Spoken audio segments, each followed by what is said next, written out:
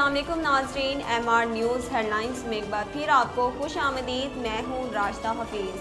مسلم league نون کا آج سوات میں ہونے والا جلسہ منسوخ کر دیا گیا۔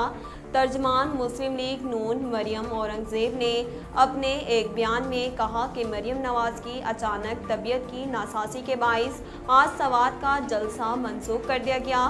انہوں نے کہا کہ مریم نواز کو تیز بخار کے باعث ڈاکٹرز نے سفر سے منع کیا ہے، تاہم خیبر پختونخوا خاص طور پر اہل سوات سے معذرت خواہ ہیں۔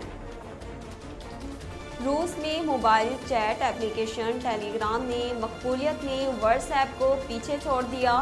غیر ملکی میڈیا رپورٹس کے مطابق ٹیلی گرام واٹس ایپ کو پیچھے چھوڑتے ہوئے روس کی مقبول ترین میسیجنگ اپلیکیشن بن گئی۔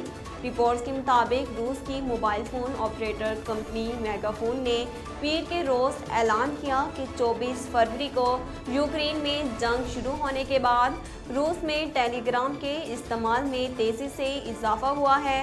میگا فون کے مطابق مارچ کے پہلے 2 ہفتوں میں مجموعی میسیجنگ ٹریفک میں ٹیلی گرام کا حصہ 43% سے بڑھ کر 63% ہو گیا، جبکہ واٹس ایپ کا حصہ اسی عرصے میں 48% سے کم ہو کر 32% رہ گیا۔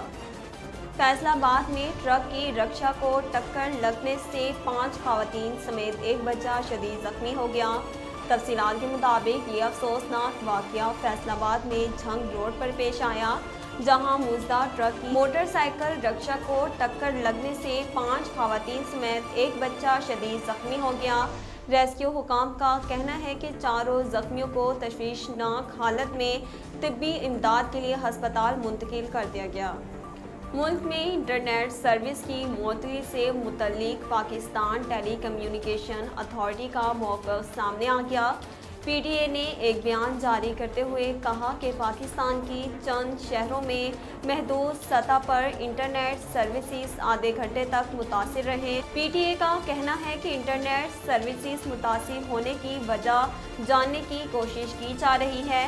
پی ٹی اے کے مطابق پاکستان میں انٹرنیٹ ٹریفک اب معمول کے مطابق بحال ہو گئی ہے۔ واضح رہے کہ پیر کی رات کو ملک کے کئی شہروں میں انٹرنیٹ سروس متاثر رہی۔ ناظرین، اب تک کے لیے اتنا ہی۔ مزید خبروں اور اپڈیٹ کے لیے دیکھتے رہیے ایم آر نیوز۔